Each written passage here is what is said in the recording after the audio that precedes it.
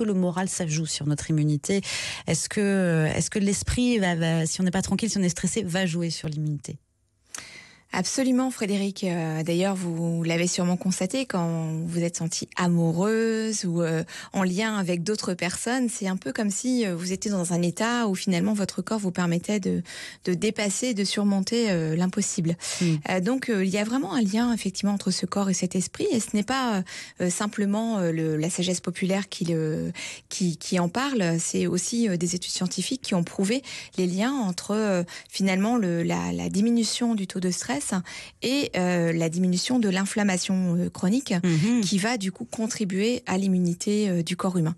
Donc évidemment, oui, l'état d'esprit, les façons dont on va se mettre en relation avec le monde dans lequel on interagit, notre niveau émotionnel va largement contribuer à notre état de santé global. Mais comment on fait baisser le stress, du coup? Alors, bonne question. Plus de temps, de se poser davantage, Enfin bon, j'imagine qu'il y a plusieurs pistes. Oui, alors, je ne sais pas quelles sont vos astuces, Frédéric, mais... Pour réveiller mon immunité, écoutez, je vous dirais dormir.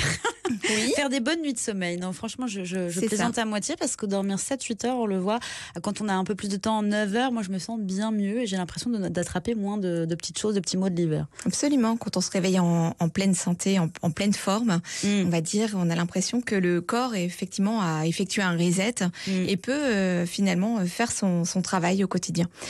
Ça fait partie des 3 piliers. Manger, bouger, dormir.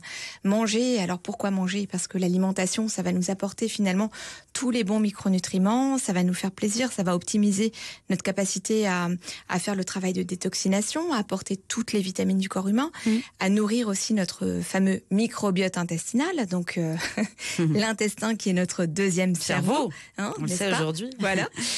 Bouger, pourquoi? Parce qu'effectivement, on va apporter de l'oxygène à toutes nos cellules, on va se faire du bien, on va sentir que notre corps est vraiment pleinement enraciné dans l'instant. On va pouvoir aussi travailler l'émonctoire des poumons, qui est extrêmement intéressant, notamment cette période d'automne où on va être amené à être exposé à beaucoup de virus ORL. Donc finalement, le fait de relancer la respiration et le système cardiovasculaire va permettre d'oxygéner davantage toutes les cellules et de favoriser effectivement l'immunité.